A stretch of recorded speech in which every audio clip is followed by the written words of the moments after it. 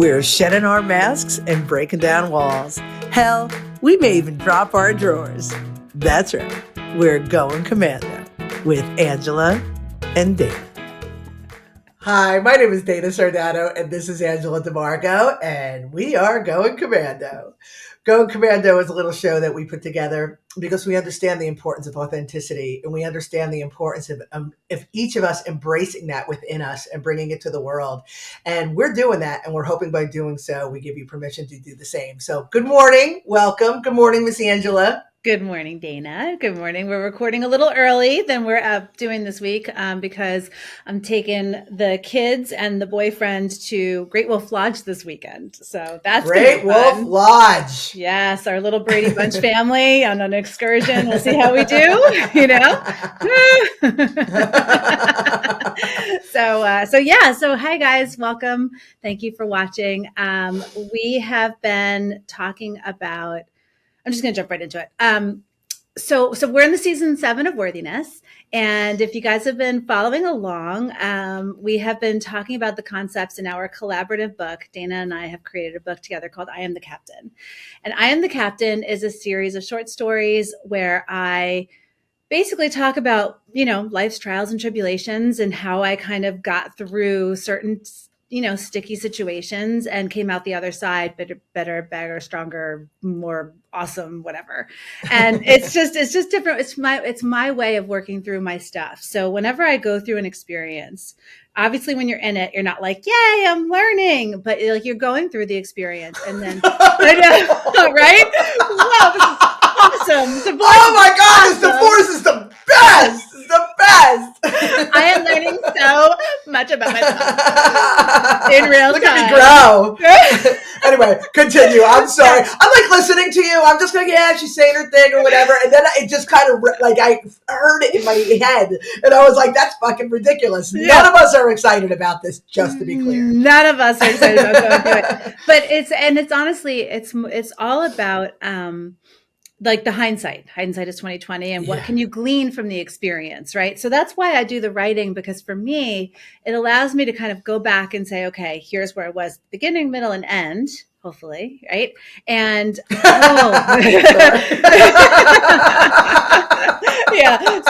certain situations. Guess what happens next? Yeah. Sorry, man. I'm sorry. I'm like the peanut gallery over here. Seriously.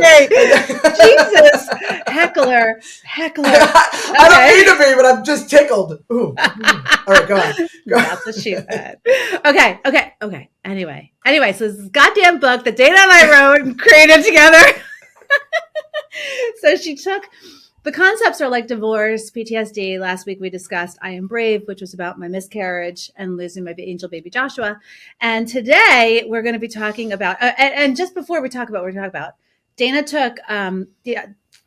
took each story and came up with a painting of me to represent me in that like aftermath, in that understanding, like I am worthy, I am brave, I am all these things. So it's just really, really, really exciting for me because the book is absolutely stunning because it's got her artwork of me. And it's my stories. Dana has a story in there as well. And the foreword is written by Chris Tropin, who's a psychotherapist. It's just so good. It's so good. And we're getting it's like printing the proof right now. So oh my God. I'm really excited. Okay. So anyway, so last week, like I said, we talked about I Am Brave and we discussed my miscarriage and just miscarriage in general and how we can transmute these really, really painful experiences, tragic experiences into something like, how can we make it something positive? Well, today we're going to be talking about I am good either way. And basically it's like when you're faced with a crossroads, right? And you kind of have like an opportunity to go this way or this way. And knowing when you're standing in that crossroads that no matter what happens, you're going to be okay. If you can look at the road ahead of you and say, okay, if I stay here and do this path, I can see the obstacles I need to overcome to stay on that path. And I'm willing to do the work because the outcome to me is worth it. Or I need to go an entirely new path, even though there's fear associated with the unknown and I can't see what's around the corner. But going this way is the only option because I cannot make that work. And to be standing, there was a point that I was standing, and this is about my divorce, and there was a point that I was standing in that decision. And I basically was just like, okay, how can I make this work? And honestly, the downfall of it was because of the miscarriage, because it sent me on a new path, on a new trajectory that no longer aligned with the person I was when I got married. That is totally my fault. I changed. It is on me. But what happened was I was trying to figure out a way to work. And the point of I am good either way was I was like, okay, well, let's try this. Let's try this harder path. And if not, I'll go this way and you'll go that way. And I was like, really, no matter what happens, I'm really going to be okay because I'm making a choice to stay. I'll do the work, or I will go this way and take care of myself and get out of this and start a whole new life. And when I brought up my solution to stay on this path, the ex was like, nah, we're done, divorce. And I was like, cool. And I just went on that path. And honestly, it was like that. It was like that. Like once the decision was made, truly, I was okay. I was relieved. I was okay. Now, at least I knew what to do, right? Because there's that point of indecision, right? Like, okay, I'm going to talk about this path a million times. I'm going to talk about this path a million times. And then once I knew, it was like, okay. Yep. It's something how that works. Like once you knew, it's like, okay. The one thing that I learned in my vast life experience, but the one thing that I learned is that the pain is in the resistance. The pain is in the resistance. And when we find ourselves at a crossroads and we accept and trust and have faith that we're going to be good either way, yeah, and allow the evidence to point us where to go, then we go. It's the resistance. It's the fighting it. I mean, anybody who's been watching Commando, through the last few seasons, watched you. Yeah. Thanks for being there. Thanks, but watched you evolve, watched you resist, watched you rationalize, watched you work at it, watched you get hit in the face with it, watched you come to acceptance, and watched you fly in the other direction. And there's even probably a solid 6 months or so that it didn't even really come up, but I was there. I saw it. I saw the resistance. I saw the pain. The pain is in the resistance. So when we find ourselves at that crossroads, and like you said, Angela, perfectly, that there is it's sort of like the devil, Mm-hmm. You know what I mean? Mm-hmm. I'm going to make this work. I'm going to do what I have to do. All the beliefs that, I got married and I committed to this, whatever the commitment is. It could be to the business. It could be to your family. It could be to anything. But whatever it is that you have decided that this is your lot, this is what you're doing, regardless of the signs telling you it may not be in your best interest. This is what you're doing. But there's an option here. It's like behind curtain number 3. It's fucking scary. It could be a donkey with a cart. I just aged myself, by the way. Price is Right. Like it could be a donkey so much, but it could be a brand new car. You know what I mean? But you have to be willing. Oh my God, I'm 100. But you have to be willing.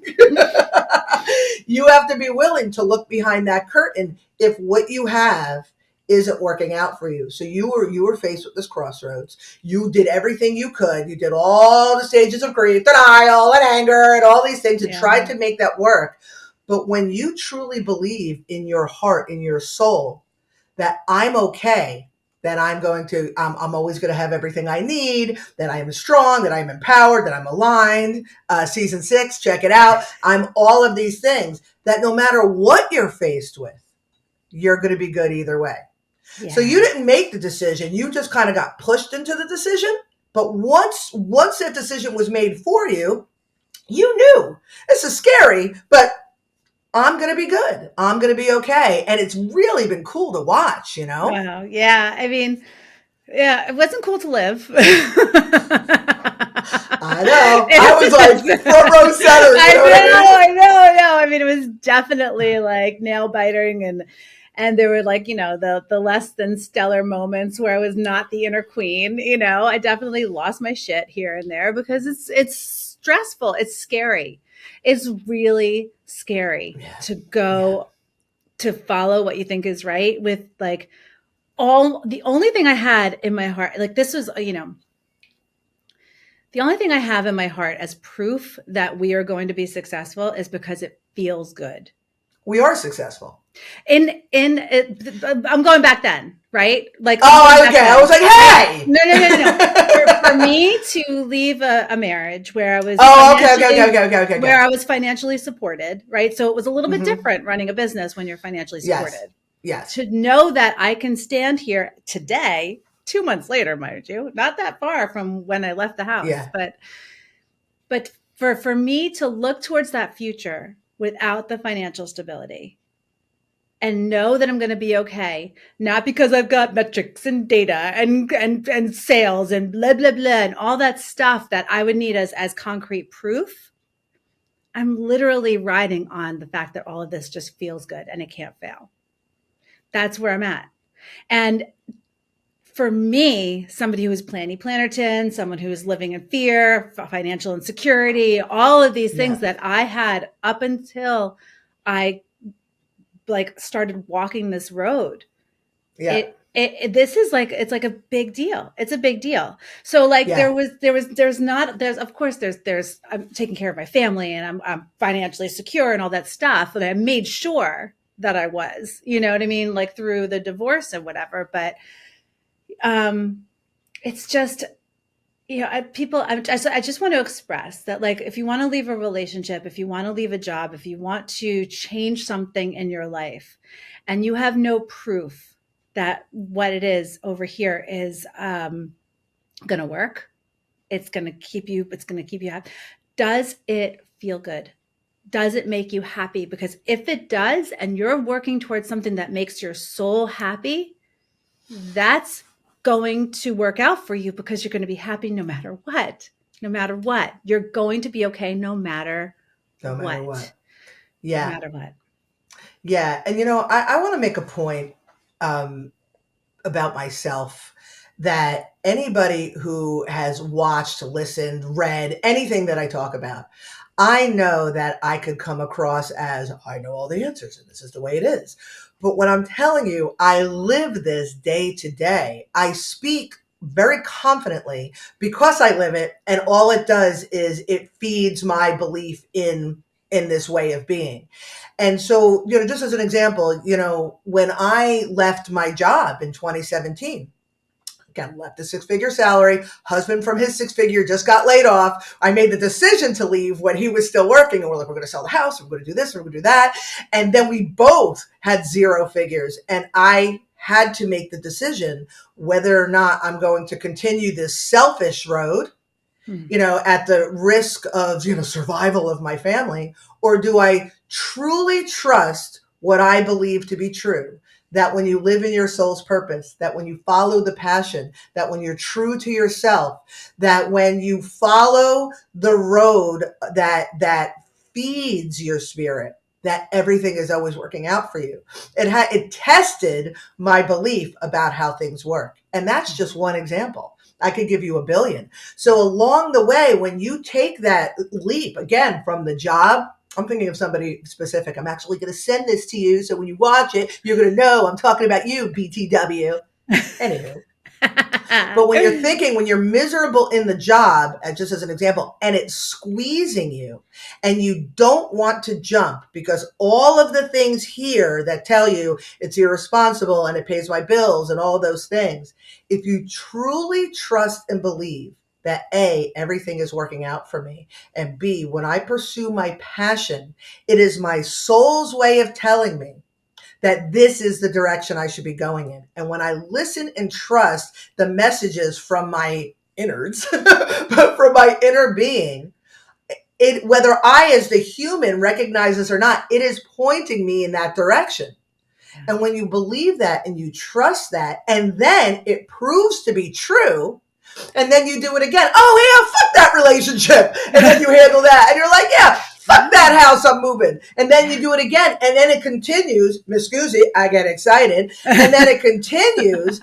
All of a sudden, I've made the jokes before. I'm like, yeah, every once in a while, I want to wonder what would happen if I stepped off of a curb and, would that truck avoid me? Because I become so cocky that this is true and that everything is working out for me. I'm not going to walk into traffic. I mean, thank you very much. Kind of boundaries. Yeah, just for clarity. But there's this understanding, and then the more empowered and the more faith you have in this process, the easier it becomes. And knowing you're going to be good no matter what. It's really, really cool. Do I look like I missed a meal? Rob and I were with zero income and I'm living large. Yeah. Trust me. It's no, it's that's so well said. And it's so important. I mean, if you can look at your passion as your North Star, Yes. right? And here's the thing too. I have been accused of changing by many of boyfriends because I change. We as humans evolve and change. We learn, we grow, we adjust. Our focus shifts. What something was passionate to us at 22 is no longer passionate to us at 50, and that's okay. That's okay. We shift direction. As long as you are in tune with your North Star, you are going to be living a life of joy. You're going to be doing things that matter to you. You're going to feel fulfilled.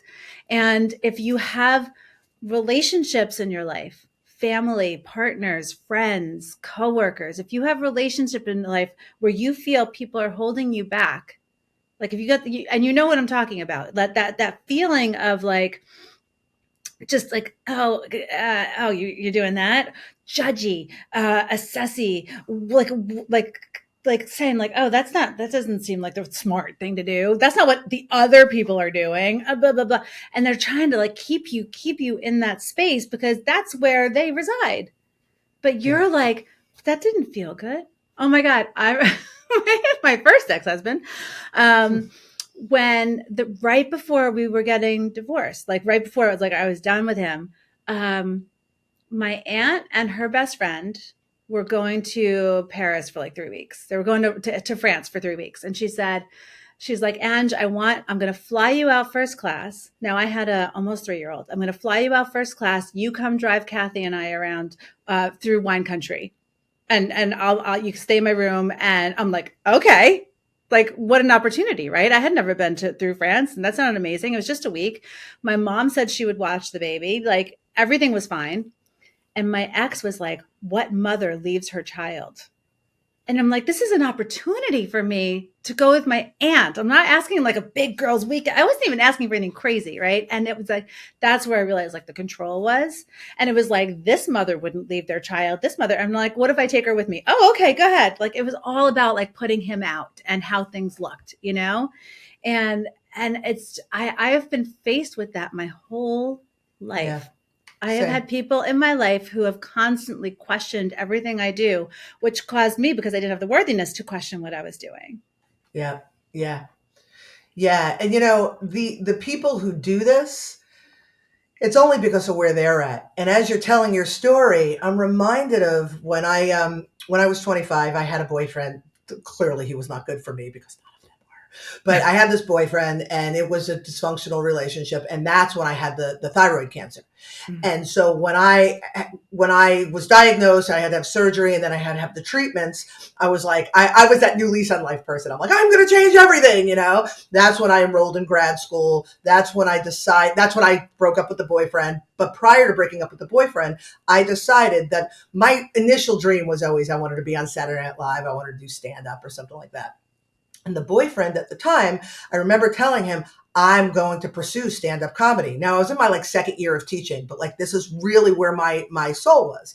So I wanted to be in stand-up comedy. So my plan was to go to the local comedy club, to tell them I'll bartend, I'll clean toilets, I'll do whatever, just get me in the doors. And then I would learn from them and then I would go from there. That was my plan. And I remember telling my boyfriend. Good plan. I thought so. I got as far as in the doors. They actually hired me to be a bartender, but I didn't realize that the level of treatment that I was dealing with, I just couldn't, I couldn't even finish grad school. I was like, okay, I need to focus on my health and then I'll focus on me, But anyway, I remember with the conversations with my boyfriend, he just didn't understand. He's like, why are you doing this? He couldn't support it. He couldn't understand. He, in his own way, shit all over it. But even at that time, I understood. He was a painter by trade, a house painter. And I understood that that's what he did because he fell into it and it made money for him and he created a business around it and he did relatively well for himself. But it wasn't something that was driven by his passion. It wasn't something that his soul was telling him to do. It was something that his survival skills were telling him to do.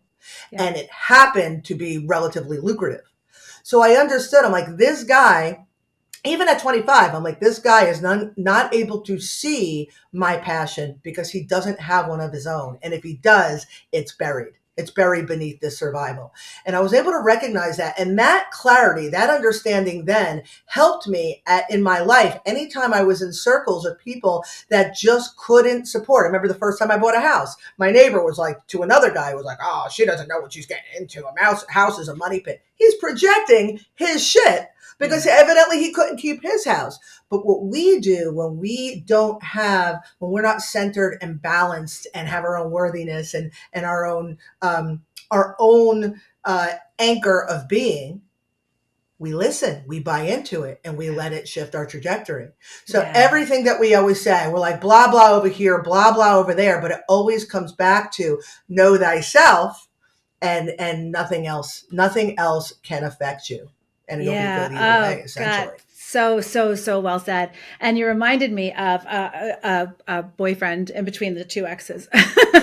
and it did. We were so popular. Oh my gosh. We're so stupid. Lots of lessons. Right? Yay, lessons. Okay. Yeah, lessons are the best. Lessons are awesome. Okay. But remember, there's another one we'll talk about, and I'll bring up this story again, but in I Am a Rock Star, there was a point when I really wanted to have a band. Like, I write music. I really wanted to play with people. And I was jamming with a couple guys, and we got a gig. I got a gig at the Trash Bar in Brooklyn. And we played like 8 songs. They sucked and it was horrible and all that stuff. But my ex, who was a drummer, was in a band, and he did not understand that I wanted to be a front person of a band. Like, he was like, I just never pictured my wife being a rock star. And he shit all over it. I was like, don't come to the gig. But he came to the gig anyway. And it was just like, and that's probably why I never pursued it. Because he had any good feedback. He was just not into it. And I was like, maybe it's because I'm really bad and he doesn't want to tell me. That's how I read it. Because of your insecurity, because of my insecurity of the whole thing. And so many things in my life, my life was definitely geared towards me being like, oh, you're right. And listening to these people. And this last time it was like, get a job, go get a 6-figure job again, or we're over. And I'm like, see ya. Yeah. Because you had the love and commitment to self that you were able to do that. It takes a lot. And I think I want to bring it home with a really important message, because we're talking about how we outgrow our circles, but it's really important to find your circles. People who find your tribe. I'm not going to lie. I hate that fucking term, but like, find your people. We've talked about this in previous episodes, but Angela and I are telling stories about how these people didn't get us, tried to hold us down. And we were able, one way, at some point, to rise above. It might have taken us a little longer than we would have liked, but to rise above. But when I think about Rob, so I meet Rob and I start painting, and again, my soul was like, do this. This is what you have to do. This is it. Like, I was like an insane person. Like, every time I paint, like, I would dream about paint. I would be at work and I'm like doing sketches for when I get home. Like, I was like crazy. And Rob said to me, I can't wait. Because I remember the first one that I painted, and I framed it and I hung it up, and I'm like, eh. And he goes, I can't wait to see your paintings all over this house. I showed him. Lives to regret, said. But by him saying that, I found a person who was able to see me and able to inspire me in such a way where I felt safe with him. Because I was always creative, but I didn't start painting like this or doing anything creative like this until Rob and I got together. So that survival skill dropped a little bit because I felt safe with my person. And then I was able to exercise this creativity, which she supported, which grew even more. And then my intuition and all of that, because I found my person. The people that we wind up with, I was your person to give you the inspiration to do the things that you're doing. I mean, your ex-husband will never let you forget it. Ever since you met Dana. Oh my God. Oh, Dana gave you confidence. Dana showed you that you can be the best version of yourself. Dana sucks. Please, don't even get me started. But when we do that, when we connect with these people, the purpose of our partnerships, whether it be our business partner, whether it be our romantic partner or just a friendship partner, is to not only come together and balance each other's imbalances, because that's what it's for. It's to act as an assist for the other to work on their imbalances and vice versa, and to lift one another up. That is the purpose of partnerships, because when you're doing it by yourself, can you do it? I was doing it. I was successful. I did my shit. I had my titles. I had my nice car. I paid my bills, whatever it was. But when you partner up with somebody who believes in you and vice versa, there's nothing you can't do. Nothing. Can you talk about Miyu Ubuntu and Rob's reaction to it? Okay, so this is kind of funny. This is kind of like painting Rob in a shitty light, but a good light as well. So Rob and I, just to give you the timeline, Rob and I, we met in 2012. We got married in 2014. And in Christmas 2014, Nala was in kindergarten. She just turned 5. And with colored pencil, I drew these little pictures. And I wrote a book for her called Me, You, Ubuntu. I had not yet picked up a paintbrush. I didn't pick up a paintbrush till January 2015. But the inspiration, I was like, I'm going to draw a picture of my kids. I drew Nala and Yaya, like real simple stuff, like Charles Schultz shit. Cute. You know what I mean? So I drew these little pictures, and then I was like, I'm going to create a book. And then I created this book, right? And so I gave it to her as a gift. And then the following year, when Yaya was old enough to read, I created the comparable book for her. But the book sat, it was a cute thing. I gave it to our family. You did it. You had it printed, like one of those like services, right? Like blurb or some shit like that. Yeah. I printed like 20 of them, and I gifted them to like the grandparents and stuff like that. Like I had this book, right? So the book sits, and as Angela and I were doing, but Angela's going back to all my old works, and she's like making them beautiful. I'm like, like with tape and like glue, like, you know what I mean? I'm like, look what I made, and she's like, give it to me. You know what I mean? Let me make it pretty. So we were revisiting Miyu Ubuntu, and Angela was working on it. We've been working on it for a while, sitting it, putting it down, picking it up again. But Angela was really coming to fruition. So I said to Rob, dude, check this out. And he was like, this is the first sign of creativity Rob saw. He's like, this is so exciting. He goes, I remember when you were doing it. I remember once I was at parent-teacher conferences. So there'd be a break, and then parents would show up, and then they would leave, and there'd be another break. And I'm literally in my office with my colored pencils on the copy paper from the machine, drawing these pictures. And then a parent would show up, and I was like nuts. And he was so excited by it. So it's so beautiful because he's so supportive. But on the flip side, I have written and published 4 books, by the way. We've created businesses together. We together created a whole series and he's like, I love your little cartoon book. Yay!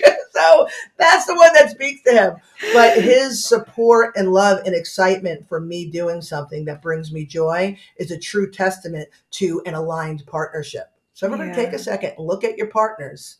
And if they're not getting excited over your little colored drawings, that's my equivalent wonderfulness of you. Not all of us. If they don't clap when you go potty, then they're not for you. You made a dookie. Yay! Okay, I think the rails we're off. Yeah, we're off the rails. Okay. So anyway, so guys, it's really exciting. So we're going to be publishing Miyu Ubuntu and Nadia's New Brain. Those are going to be available for Christmas with little gifts. We're going to do sticker sheets and stuff. We're so excited. Yeah. So if you haven't yet, please go to Phenom-Publishing.com and subscribe to the Phenom Readers Club, because that's where we're putting all the information. That's where all the prezzies will be given and stuff like that. We're only sending 2 emails a month, so we're not going to inundate you guys, promise. The first email of the month is the book of the month that we're celebrating for the month. And it's all about that book and that author. This month, we're currently celebrating A Woman's Journey by Ms. Dana Sardano. And next month is we're going to be doing another book. We'll save it for the first. But then on the 15th of the month, we do a little editorial. We do some other stuff that we're doing, because we are producing and have produced so much shit. And it's really so inspiring, good. All of it. And different pieces of inspiration. They're not all the same message. No. They're all, or the same way. I mean, from Paolo's to Anne-Marie's to yours to mine, they come from such different places, but they're all feel good. All of them. Yeah. Everything we do is either anecdotal or how to live your best life, and by way of sharing our stories openly and authentically, just like we do here on Commando. I would love to take my stab at writing a nonfiction, but I don't think that's going to happen. But it's just the work that we're producing is really to help everybody live their best life. And the feedback that we get from people that are kind of like consuming our content and just like becoming the best versions of themselves, it is like Christmas for us every single day. When we get some kind of comment or some kind of testimonial or some kind of thing, right? It's like why we do what we do. And we just want to reach as many people as we can because God, this life is beautiful. There's so much crap going on and we do not have to get entrenched in it. We can observe it. We can talk about it, but we do not need to become entrenched in it. We can just live our best lives and be here in the moments with our families, with the weather. I mean, the leaves are changing. It's so gorgeous here in New York right now. It's October. It's mid-October. It's just, life is fucking beautiful. So. It really is. You just have to clear the lenses to see it. That's right. So go live your best lives and go to PhenomPublishing.com and subscribe. Yeah, get him. G-bags. yeah, get him, boys. yeah. What are you sharing? All right. Thanks, G-bags.